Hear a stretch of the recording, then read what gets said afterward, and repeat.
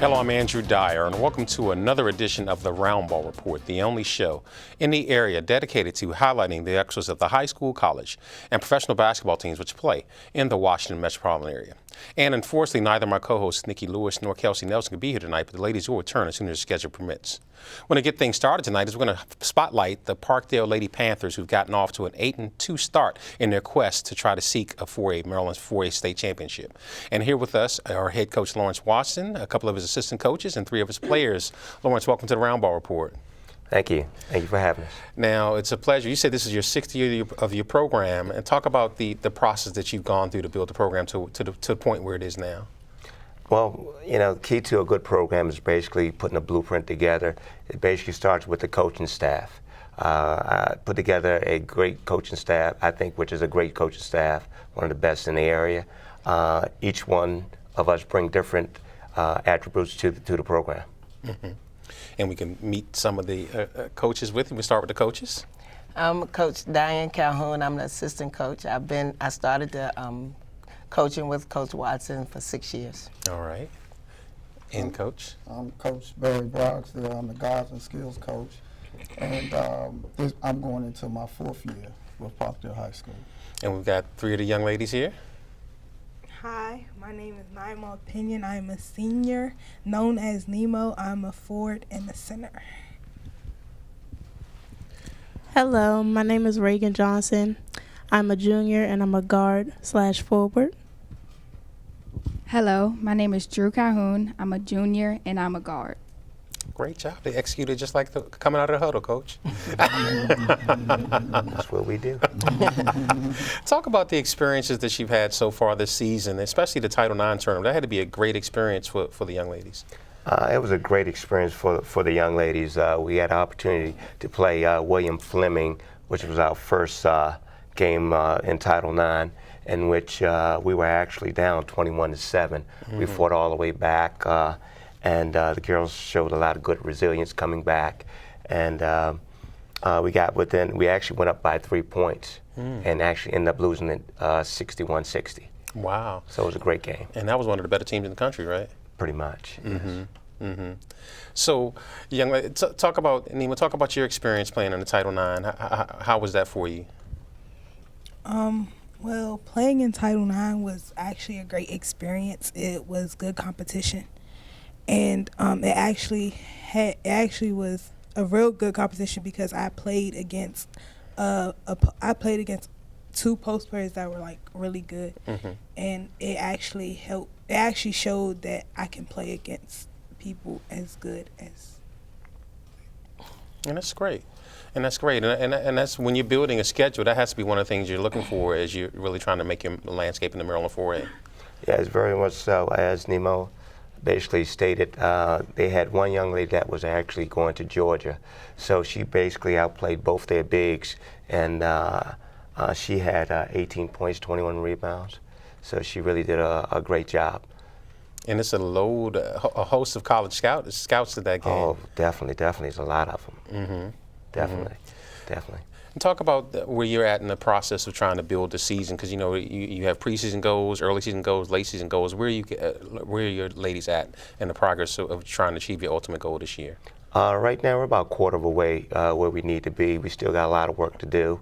The young ladies in there working hard. The coaching staff is working hard. We'll be at 100% very shortly. All right. And talk about Coach Cal. You said you've been with him since the onset. Talk about your role with the team. Well, my role is also working with the guards. I mean, I played guard back in school, high school, college, so I try to, we have 4 coaches and 3 are men, so I'm the only female, so I'm trying to be like the mother, calm coach on the team when we got 3 screamers, so I'm the one that says, okay, guys, they're still young ladies, so we got to treat them like that, develop them as such.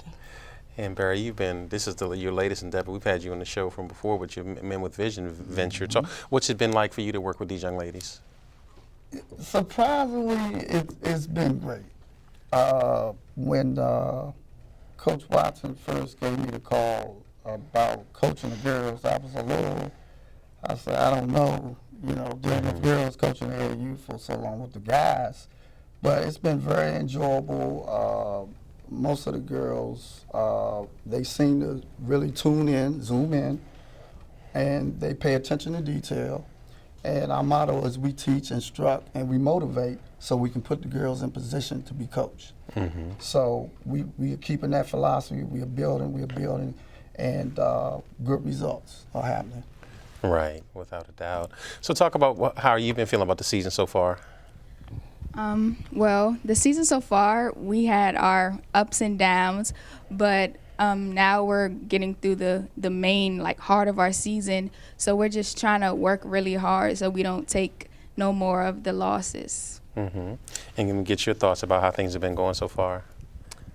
Well, this being my first year at Parkdale, I'm really enjoying it. It's like a new experience for me, and the coaches are taking me to a whole new level of my game that I didn't even know that I could do.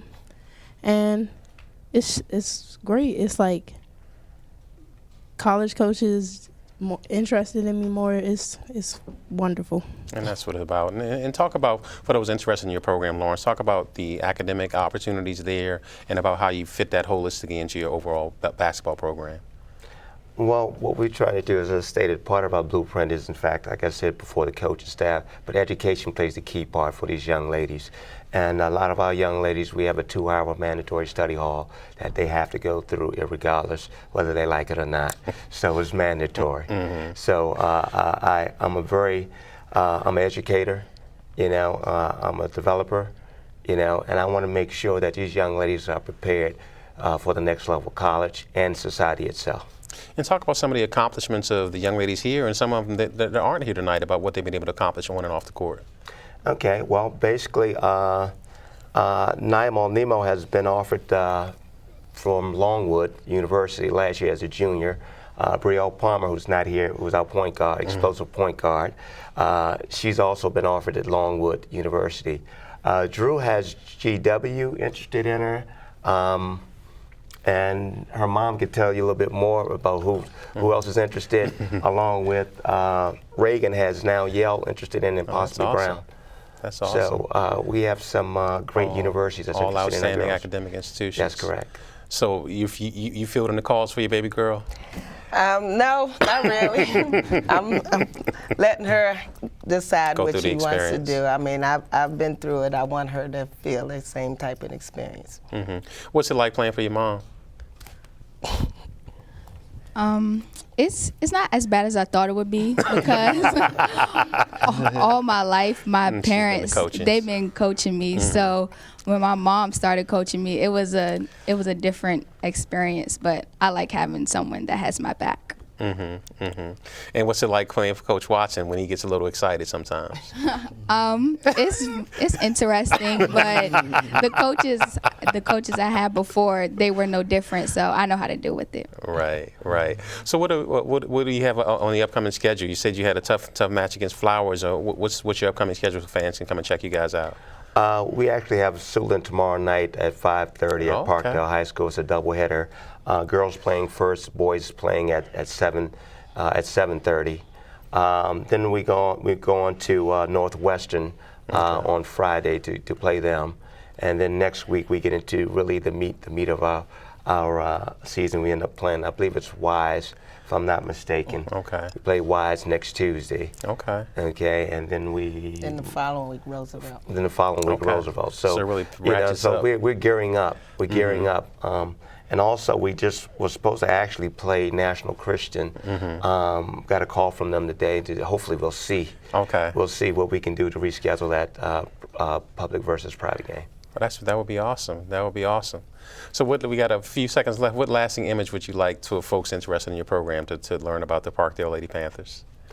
Parkdale High School is actually a school. We have 95 nationalities at Parkdale. Okay, so it's a multicultural school. The environment is great. Everyone kind of sort of has a little bad taste in the mouth and reference when you say Parkdale, but Parkdale is a school to where you can come in and get your high academics. Last year we had about $4.8 million in scholarships and grants, so that's a lot. Well, I want to congratulate you, ladies and gentlemen, for your hard work and what you've done so far, and wish you much success the rest of the season in your quest to capture that 4A state championship. Thanks a lot. Thank you. Thank you. All right. It's a pleasure.